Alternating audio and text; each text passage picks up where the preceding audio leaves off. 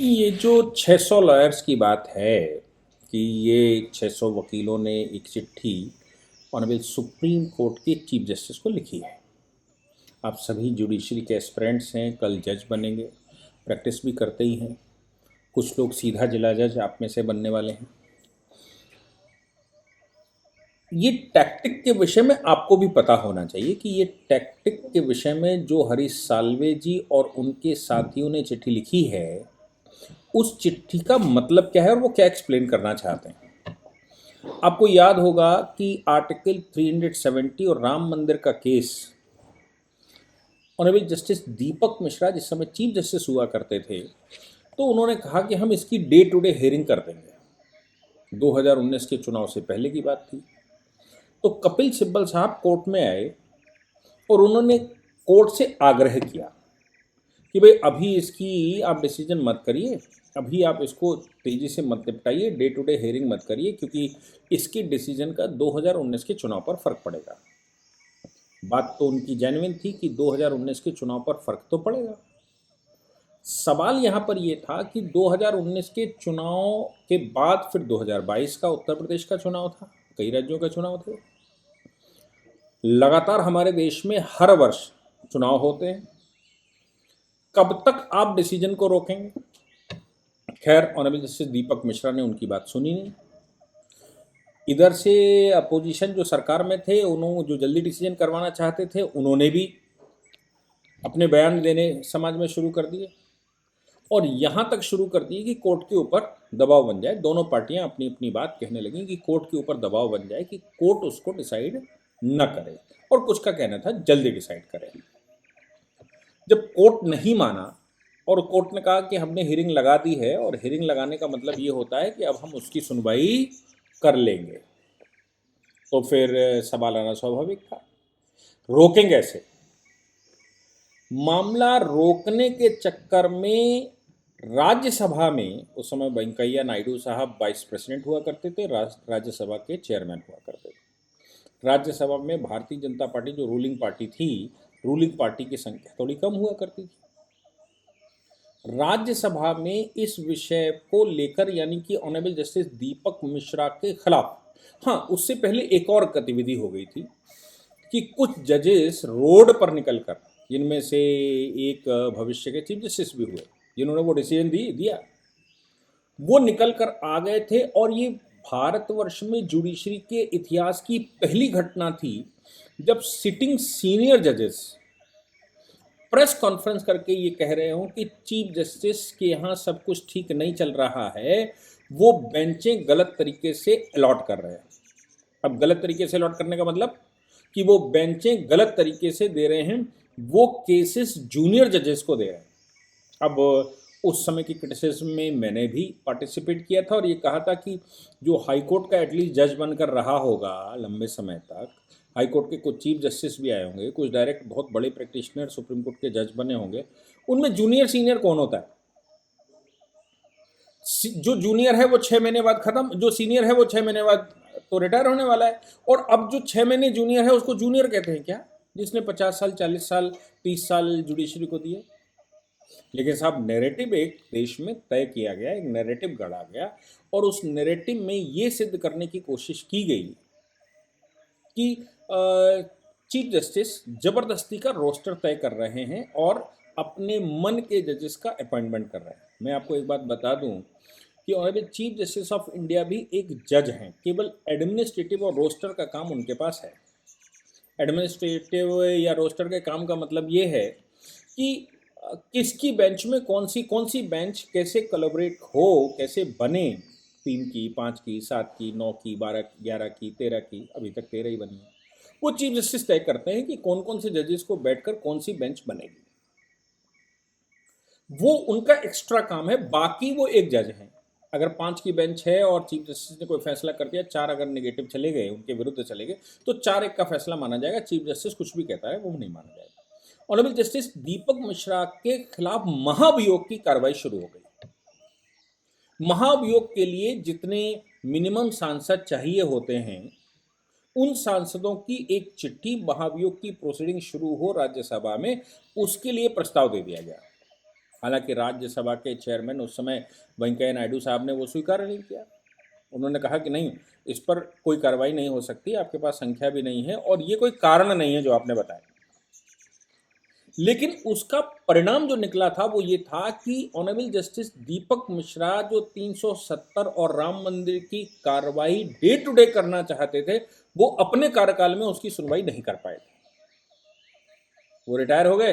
Retire होने के बाद उनके बाद जो चीफ जस्टिस बने, मतलब एक आध वो हुए, बाद में जिन चीफ जस्टिस ने डिसाइड किया, जो जो प्रेस कॉन्फ्रेंस करके कह रहे थे,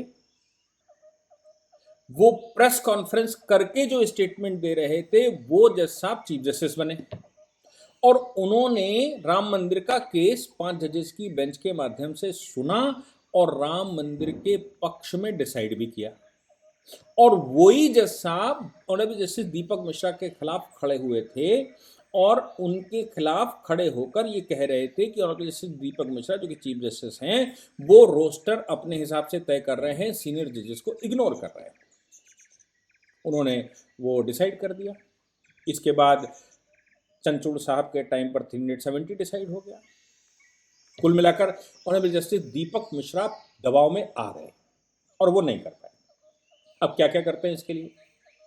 ये जो अर्बन नक्सल नाम का एक शब्द दिया ना कोर्ट कुछ बुद्धिजीवियों ने, ये 5-7 हजार लोग हैं देश में, बहुत ज़्यादा लोग नहीं, 5-7 हजार लोग होंगे।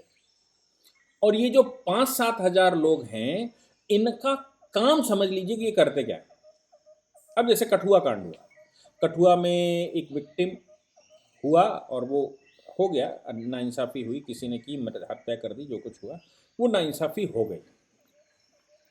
कठुआ कांड में एक पार्टिकुलर टाइम के बाद उसको देश भर में उठाया गया और देश के जो उनके जितने सोर्सेस थे, उन सभी सोर्सेस से देश भर में वो एकदम उठाकर ऊपर कर दिया कि भाई हिंदुओं ने ऐसा कर दिया, मंदिर में वो हो गया, जबकि वो सब न्यूज़ें सही थी गलत थी, वो तो जुडिशरी को डिसाइड करना था। यही मणिपुर में हुआ कि मणिपुर में कांड कब हुआ और उसके कितने दिन बाद चुनाव से जस्ट पहले, चूंकि चुनाव थे, चुनाव से जस्ट पहले वो उठाकर देश भर में प्रोपेगेंडा कर दिया गया और देश में माहौल बदलने की कोशिश की गई। यही ओबीसी मामले में था कि भाई ओबीसी को टारगेट किया जाए, तो बिहार में उसकी एक जनगणना करवाई गई, या मैं कहूँ कि सर्वे करवाया गया और फिर उसको कैश करवाने की कोशिश की, लेकिन वो धराशायी हो गया। अभी ओबीसी की कोई बात नहीं करता। ऐसा ही जुडिशरी के साथ भी होता है। क्या है कि कोई केस लगने वाला है, उससे पहले तमाम लीगल फ्रेटर्निटी के लोग एक्यूज को डिफेंड करना शुरू कर देते हैं सोशल मीडिया पर या मीडिया में। पहले उसको पहले क्रिटिसाइज करते हैं। अब देखिए ये जो गेम इस चिट्ठी में लिखा गया है चीफ जस्टिस को, इसमें लिखा क्या गया, पहले उन लोगों को जिनको वो क्रिटिसाइज करते हैं, समाज में क्रिटिसाइज करते हैं या उनके लिए काम करते हैं। मैं एक विषय को लेकर चलता हूं कि समाज में क्रिटिसाइज करते हैं, उसको वकील करते हैं, वकीलों की टीम करती है और बदनाम करती है। हो गया भाई, पूरे मीडिया में चल गया कि इन्होंने फलाने वकील साहब ने ऐसा कह दिया, ये कर दिया, वो कर दिया, ऐसा हो गया, वैसा हो गया, सब कुछ चल गया। उसके बाद जब वो मामला कोर्ट में आता है, सामने वाले के खिलाफ गिरफ्तारी शुरू होती है, सामने वाले के खिलाफ एफआईआरें शुरू होती हैं। खेल आपने ही खोला था, आपने निकाल कर रखा था, आपने बताया था, उसको क्रिटिसाइज किया था, और वो सामने जब निकल कर आ गया और उसके खिलाफ कार्रवाई करनी शुरू हुई, तो जिसको क्रिटिसाइज कर रहे थे उसने आपको वकील हायर कर लिया। इसको जो क्रिटिसाइज करने वाला वकील था, जो पॉलिटिक्स में भी था, जिसने प्रेस कॉन्फ्रेंस करके कहा था कि ये गलत है, वही उसको डिफेंड करने के लिए कोर्ट में आता है। ये चिट्ठी ये कह रही है कि जो लोग क्रिटिसाइज करते हैं, क्रिटिसाइज करके उनके खिलाफ एलिगेशंस निकालते हैं, उन एलिगेशंस पर जब कार्रवाई शुरू हो जाती है सरकार के द्वारा या पुलिस के द्वारा, तो उसको डिफेंड करने के लिए भी न्यायालय आते हैं। इसका मतलब ये हो गया कि टारगेट करके उन्होंने ये मैटर निकाला था, निकाल कर जब न्यायालय में आएगा तो उनको अच्छी फीस मिलेगी, उनके लिए केस बनेगा और वो फीस और केस के आधार पर अच्छी मोटी रकम मिल जाएगी। अब वो न्यायालय में जब डिसाइड हुआ तो वो आपके खिलाफ हो गया, यानी कि एक्यूज के खिलाफ हो गया, आप उसके वकील। जैसे ही डिसीजन अगेंस्ट में गया तो मीडिया में जाकर फिर कहना शुरू कर दिया डिसीजन गलत हो गया, ऐसा नहीं, ऐसा होना चाहिए। इन सब बातों को अगर आप देखेंगे तो मुझे लगता है कि कपिल सिब्बल साहब के ऊपर बिल्कुल फिट बैठती है। इस लेटर में किसी का नाम नहीं लिया, लेकिन कपिल सिब्बल साहब के लिए बिल्कुल फिट बैठती है, क्योंकि उनका ये पहले क्रिटिसाइज करो, फिर कोर्ट में आए, फिर कोर्ट में आप केस हार जाओ, फिर चले जाओ और फिर बयानबाजी करना शुरू कर दो और बताओ कि ये कोर्ट ऐसा नहीं कर रहा, कोर्ट उनका पक्ष ले रहा है, कोर्ट ऐसा कर रहा है। अभी ईडी के मामले में ऑनरेबल सुप्रीम कोर्ट में तो इन लोगों ने ये तक कह दिया कि कोर्ट को इस तरह की अदालतों को याद करेगा समाज, भविष्य याद करेगा। यानी कि आप सब लोग बेकार हो गए हैं। आप जो सरकार करप्शन के खिलाफ एक्शन ले रही है उसमें आप हमारे क्लाइंट को नहीं बचा रहे हैं, तो आप इतिहास का हिस्सा बनेंगे कि इतनी खराब जुडिशरी थी। ये तक कोर्ट में खड़े होकर लोग बोलने को तैयार हैं। तो इस बात के लिए फिर सोशल मीडिया पर एक कंपेन चलनी शुरू हो गई कि भाई ये मुख्यमंत्री ऐसा था, उसका वैसा था, इसका ऐसा कर दिया, सरकार ने फंसा दिया वकील।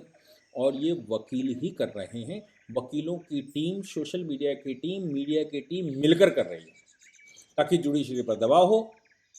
जुडिशरी दीपक मिश्रा जी की तरह केस उसको सुने नहीं, सुने भी तो उनके पक्ष में डिसीजन दे, क्योंकि कोर्ट को यह डर होना चाहिए कि जनता उनको क्रिटिसाइज करने लगेगी। जनता क्रिटिसाइज ना करे, इसके लिए जज साहब अगर डिसीजन उनके फेवर में देते, क्योंकि उनकी जनता में इमेज खराब कराने वाली पूरी मशीनरी उनके पास है और वो मशीनरी का इस्तेमाल कर रहे हैं।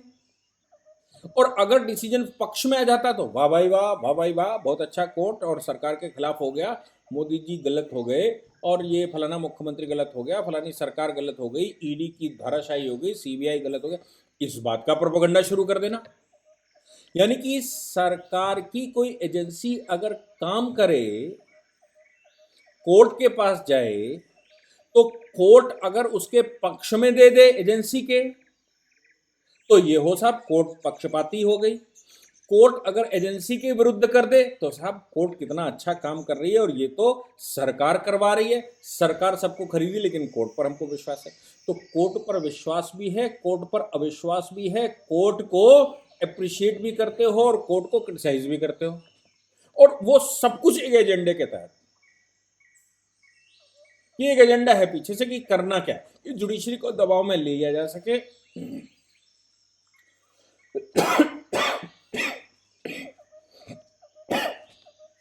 सॉरी, जुडिशरी को दबाव में लिया जा सके और जुडिशरी को दबाव में लेकर उसको इतना दबाव में ले ले या तो वो केस डिसाइड ना करे, लिस्पेंडेंस 25 साल 50 साल 20 साल डाले रहे। दीपक मिश्रा साहब नहीं कर पाए डे टू डे हेयरिंग 370 पर भी और राम मंदिर पर भी, और या फिर उनके पक्ष में डिसीजन दे दे और जैसे ही उनके पक्ष में डिसीजन हो तो जुडिशरी अच्छी हो जाए और सरकार के विरुद्ध खड़े हो जाए, एजेंसी को क्रिटिसाइज करें।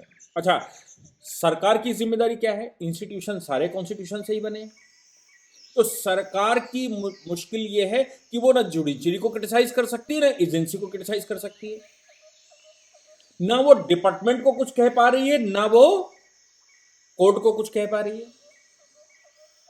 कोर्ट में डिसीजन किसी के पक्ष में हो तो किसी के विरुद्ध तो होगा ही होगा, जिसके विरुद्ध हो वो कल सोशल मीडिया चलाने लगे, सुप्रीम कोर्ट सुप्रीम का है, सुप्रीम खा है, सुप्रीम डा है, ये सब शुरू हो जाएगा। और अगर वो दूसरे पक्ष के पक्ष में आ जाए, ये जो ये क्रिटिसाइज करें इनके पक्ष में, तो वो चिल्लाना शुरू कर देंगे। कुल मिलाकर जुडिशरी की तो बदनामी होनी है, क्योंकि ये समाज में निकल गया। क्योंकि ये ट्रेंड बनाने के पीछे इस लेटर में ये लोग बता रहे हैं, जो सीनियर एडवोकेट 600 देश के इकट्ठे हुए, वो ये कह रहे हैं कि देश में ये प्रोपेगेंडा एजेंडा बनाकर चल रहा है। और honourable chief justice of India को वो चिट्ठी लिखकर कह रहे हैं कि इस एजेंडे पर आपने अगर कोई एक्शन नहीं लिया तो ये जो गोल्डन एज है जुडिशरी की, वो धीरे धीरे खत्म हो रही है, उस पर समस्या आ रही है। इस लेटर में उन्होंने लिखा कि लोग ऐसे देशों की जुडिशरी का इलस्ट्रेशन दे रहे हैं जहां लोकतंत्र है ही नहीं, जहां रूल ऑफ लॉ पर विश्वास नहीं होता, उससे हमारी जुडिशरी को कंपेयर करते हैं, जबकि हमारी जुडिशरी इंडिपेंडेंट जुडिशरी है, सरकार के विरुद्ध भी ऑर्डर करती है, सरकार के पक्ष में भी ऑर्डर करती है। कुल मिलाकर जो फाइल कोर्ट के सामने आई, जो चीज कोर्ट के सामने प्रस्तुत की गई, जो बात कोर्ट के सामने रखी गई, उन सब के आधार पर कोर्ट ने डिसाइड कर लिया। अब पब्लिक परसेप्शन जो बना दिया गया था, उसकी वजह से जनता में बैठे लोग जो उस परसेप्शन से सेटिस्फाइड थे या डिससेटिस्फाइड थे, वो सोशल मीडिया में कहना बोलना शुरू कर देते हैं। और सोशल मीडिया की आज स्ट्रेंथ ये है कि वो जो रेगुलर मीडिया है उससे बड़ी तेजी से चलता है। रेगुलर मीडिया के लिए तब भी टेलीविज़न खोलना पड़ेगा, सोशल मीडिया में तो ये बात आई और ये घर घर पहुंच गई। तो जुडिशरी को बचाना है, जुडिशरी के रोस्टर पर सवाल खड़े किए जा रहे हैं। ये कहा जा रहा है कि चीफ जस्टिस बेंच ऐसी बना रहे हैं कि उनके पक्ष में हो जाए, वो बना रहे हैं उनके पक्ष में हो जाए, ऐसा हो जाए वैसा हो जाए। ये बात मुझे लगता है केजरीवाल वाले प्रकरण से निकली होगी। जब केजरीवाल की गिरफ्तारी हो गई, गिरफ्तारी होने के बाद सुप्रीम कोर्ट आए थे सिंघवी साहब। सुप्रीम कोर्ट के चीफ जस्टिस ने कहा एक प्रॉपर बेंच पहले से सुन रही है, कोर्ट नंबर 1, कोर्ट नंबर 2, और उसी में जाकर मेंशन करो। वो वहाँ मेंशन करने गए। ऑनरेबल जस्टिस संजीव खन्ना की अदालत ने उसको सुनने के लिए एग्री हो गए, टाइम दे दिया। उसके बाद वो पिटीशन विड्रॉ कर लिया, एप्लीकेशन विड्रॉ कर ली। और फिर जो उस पर चर्चा शुरू हुई कुछ हद तक, वो ये शुरू हो गई कि साहब वो तो उनके ही पक्ष के देने वाले थे, उनका तो ऐसा माइंड सेट है, उन्होंने मनीष सिसोदिया बाहर नहीं छोड़ा, उन्होंने तो फलाना नहीं छोड़ा, उन्होंने तो ऐसा नहीं छोड़ा, उन्होंने वैसा नहीं छोड़ा, इसलिए इनकी अदालत में चीफ जस्टिस ने भेज दिया का मतलब केजरीवाल बाहर नहीं आ सकते। इसलिए उन्होंने उस अदालत में जो एप्लीकेशन डाली थी वो एप्लीकेशन ही विड्रॉ कर ली। और समाज में, सोशल मीडिया में चलना शुरू हो गया कि साहब उनकी अदालत में पड़ गया था मामला, इसलिए वो ऐसा नहीं हो सकता। अरे भाई, आप अपनी मेरिट रखते, बताते कि मैं सीएम हूँ, मनीष सिसोदिया तो डिप्टी था लेकिन मैं तो सीएम हूँ, सीएम को उठा लिया, ये रात में तलाशी कर ली, इनके पास डॉक्यूमेंट क्या है, इनके पास आधार क्या है, सीएम को, सिटिंग सीएम को उठाया जा सकता नहीं उठा, इस पर कुछ आर्गूमेंट करते, इस पर कुछ बहस करते, तो पता लगता कि वाकई में मेरिट क्या है उस मामले की। और एक बार सुप्रीम कोर्ट मेरिट तय कर देता तो नीचे वाले कोर्ट भी वैसे ही करना शुरू कर देते। तो मेरिट की बजाय इस बात पर कॉन्सेंट्रेट हुआ कि किस अदालत में उसकी सुनवाई है। तो ये जजेस की डिग्निटी डाउन करने का प्रयास है कि जजेस की डिग्निटी डाउन कर दी जाए। जजेस की डिग्निटी क्यों डाउन कर दी जाए? आपका डिसीजन मेरिट पर होना चाहिए।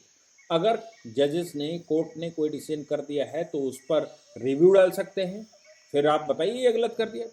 रिव्यू में भी हो चुका तो क्यूरेटिव डाल सकते हैं, फिर बताइए कि ये गलत हो गया, ये आपने गलत कर दिया। लेकिन मीडिया और सोशल मीडिया में जाकर उसको क्रिटिसाइज करना, कोर्ट को क्रिटिसाइज करना, कोर्ट के माइंडसेट को क्रिटिसाइज करना और ये कहना कि अब न्यायालय पर लोग विश्वास करना कम कर देंगे या भविष्य में आपका नाम इतिहास में दर्ज किया जाएगा कि आप लोगों की वजह से ये ईडी, सीबीआई, फलाना ढिमाका ये कर रहा है। ये हल केवल उनके लिए नहीं है जिनके अगेंस्ट में जा रहा है, जिन जो जो जो सरकार के विरुद्ध लड़ रहे हैं, ये उनके लिए भी है जो सरकार के पक्ष में रहते हैं। अगर उनके खिलाफ डिसीजन आता तो वो भी लिखना शुरू कर देते, सुप्रीम कोर्ट तो सुप्रीम ये है।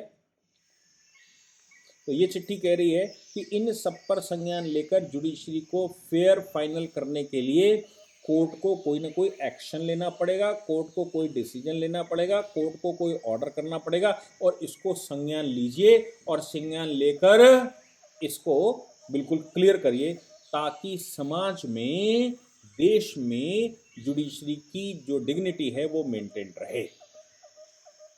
पहले मुझे याद है, और ये बात ऑनरेबल चीफ जस्टिस से इसलिए कहनी शुरू की होगी क्योंकि जो आज के ऑनरेबल चीफ जस्टिस हैं, यही freedom of press, freedom of speech, freedom of, ये उसके वो रहे हैं, ये उसके उसको बढ़ावा देते रहे हैं। होना भी चाहिए, लेकिन ये इसकी लिमिट कौन तय करेगा? हालांकि यहाँ तक डिसीजन आए हैं कि भाई जुडिशरी को भी ओपन क्रिटिसाइजेशन के लिए तैयार रहना चाहिए। मैं मानता हूँ जुडिशरी भी क्रिटिसाइजेशन के योग्य है, मैं भी खुद भी करता हूँ अगर कोई डिसीजन ऐसा आता है, लेकिन मैं उसकी मेरिट पर क्रिटिसाइज करता हूँ, किसी जज के नाम या बेंच पर नहीं। डिसीजन आया तो मैं कहता हूँ इसमें ये चीज़ मुझे लगता है ध्यान देने की बात थी, जो होनी चाहिए थी।